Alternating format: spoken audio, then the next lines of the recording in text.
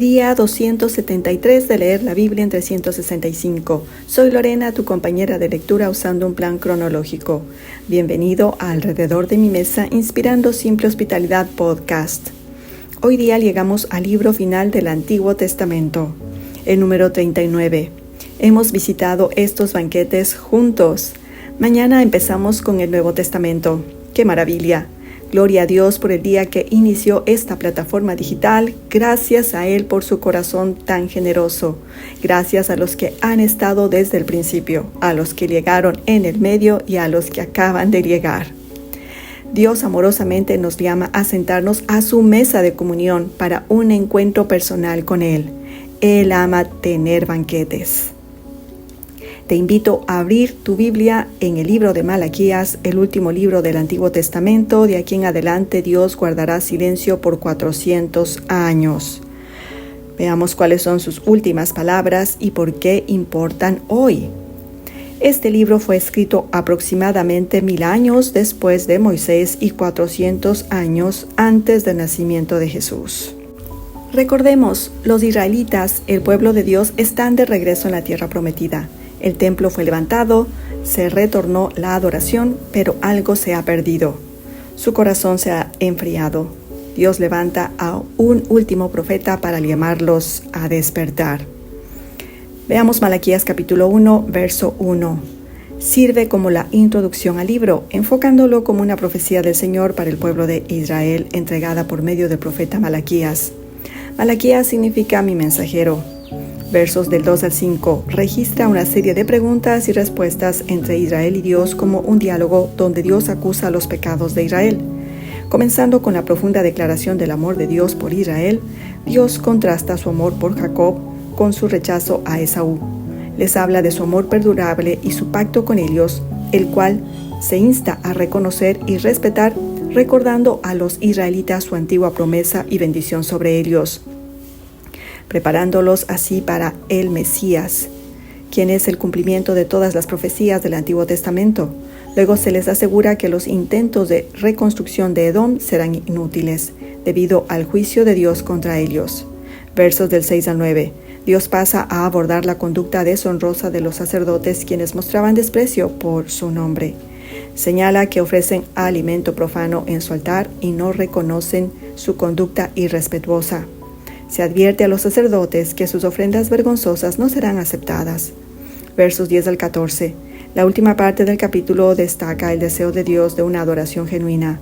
Dios expresa su desagrado por los sacrificios y votos sin sentido. Su nombre será grande entre las naciones, lo que implica la extensión de su bendición más allá de Israel. El capítulo termina con una severa reprimenda para quienes hacen votos falsos y engañosos, demostrando la intolerancia de Dios hacia la adoración no sincera. Movámonos al capítulo 2, versos del 1 al 4. Dios advierte a los sacerdotes sobre la maldición que les impondrá si no se proponen honrar su nombre. Declara que reprenderá a sus descendientes y les esparcirá el estiércol de sus fiestas sobre el rostro, si siguen eligiendo su propio camino en lugar del suyo. Versos 5 al 7, el Señor recuerda el pacto con Leví, destacando cómo Leví lo reverenciaba y temía su nombre. Él representaba la verdadera instrucción, la justicia y la integridad, y apartó a muchos de la iniquidad. Dios implora a los sacerdotes que busquen el conocimiento y sean portadores de la verdad y justicia. Versos 8 y 9. Dios condena a los sacerdotes por desviarse del camino, haciendo que muchos tropiecen por su instrucción. Él los ha hecho despreciables y viles ante los pueblos debido a que siguieron sus caminos. Versos 10 al 12. Dios reprende a Judá por traicionarle y actuar traicioneramente contra él al casarse con la hija de un dios extranjero.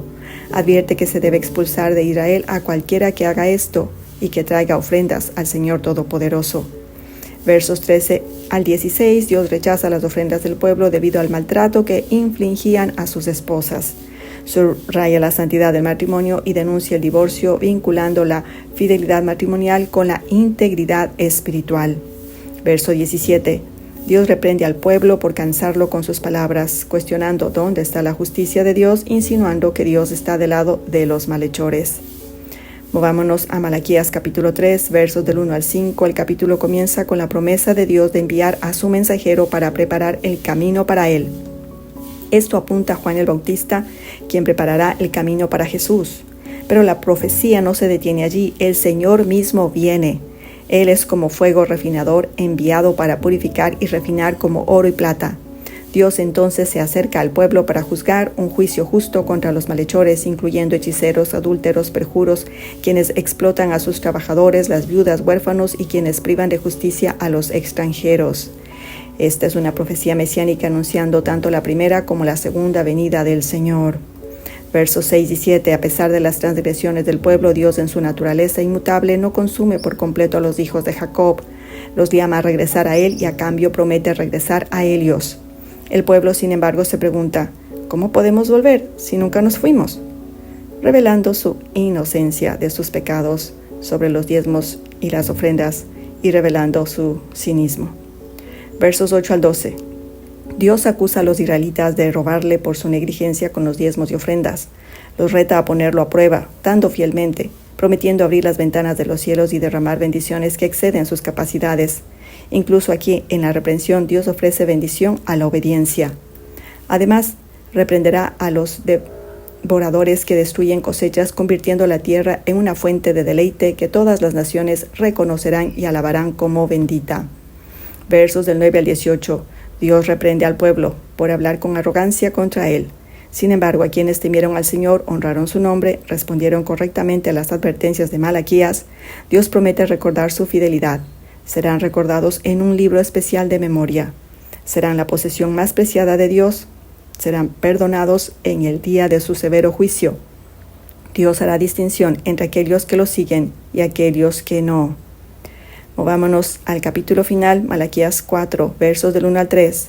Malaquías profetiza la venida del día del Señor, que será como un horno ardiente que consumirá a los malvados, quienes quedarán sin raíz ni rama. Por el contrario, para quienes reverencian el nombre de Dios, el sol de justicia se alzará con santidad en sus rayos.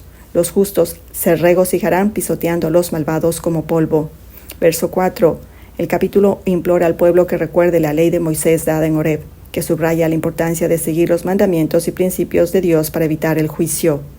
Versos 5 y 6. Los versículos finales anuncian el regreso del profeta Elías antes del gran y terrible día del Señor, con la misión de restaurar el corazón de los padres hacia sus hijos y viceversa, evitando así la maldición de Dios. Las últimas palabras del Antiguo Testamento son profundamente proféticas. Habla de la llegada de Juan el Bautista, como lo veremos en Lucas 1, preparándonos para Jesús, y de allí silencio por 400 años. Hasta aquí el resumen de hoy, amado lector. Repasemos los actos y acciones de Dios revelados en Malaquías, capítulos del 1 al 4. Dios recuerda su amor por Israel, reprende la deshonra en el culto y la infidelidad de los sacerdotes y el pueblo. Anuncia la venida de un mensajero que preparará el camino para venir él mismo. Anuncia que él purificará a los suyos como fuego refinador. Afirma que juzgará la maldad, pero traerá sanidad y salvación a quienes le temen. Finalmente promete enviar a Elías antes de la venida del Señor para volver los corazones y preparar a su pueblo. ¡Wow! ¡Qué banquete, amado lector! Y quiero decirte que de Génesis a Malaquías hemos leído 949 capítulos de la Escritura, como 4,000 años de historia redentora desde la creación hasta la restauración, 39 libros escritos por diferentes personas, pero todos diciendo una sola historia. El Antiguo Testamento termina con un susurro, pero lo siguiente que vamos a escuchar es una voz en el desierto diciendo: preparen el camino del Señor. Qué dicha, hemos completado el 75% de leer la Biblia. ¡Bravo! Si lo has leído por ti mismo o has escuchado los resúmenes, básicamente has pasado por la creación, los pactos, el reino, el cautiverio, promesas de Dios a su pueblo. Ahora nos preparamos para el arribo del Mesías esperado. ¡Wow! No puedo alabar al Señor y agradecer lo suficiente por habernos permitido llegar hasta aquí, y a ti por haber permanecido. Oramos que esto te haya permitido cambiar tu visión de Dios y cómo vivir para Él. Cerremos con una oración de gratitud. Te invito a orar conmigo. Padre, gracias por tu fidelidad en cada página del Antiguo Testamento. Tú te revelas a ti mismo en la creación, los pactos, las profecías, los salmos, las promesas. Señor, nos asombra tu paciencia. tu justicia, tu generoso amor. Ahora que volteamos la página al Nuevo Testamento, prepara nuestros corazones para ver a Jesús más claro como nunca antes, verlo en su perfecto y magnífica gloria. Te lo rogamos en su nombre maravilloso, santo y glorioso. Amén. Amado oyente, mañana será el primer banquete en el Nuevo Testamento. Leeremos Lucas capítulo 1 y Juan capítulo 1, versos del 1 al 14. Repito, Lucas capítulo 1 y Juan capítulo 1, versos del 1 al 14. Nos detenemos en el versículo 14. Centro Bíblico y Remanente nos ayudaron a condimentar el resumen. Te enviamos un fraterno abrazo y nos despedimos recordándote que la mesa produce una íntima conexión y la hospitalidad hace un cambio en el mundo. Será hasta la próxima.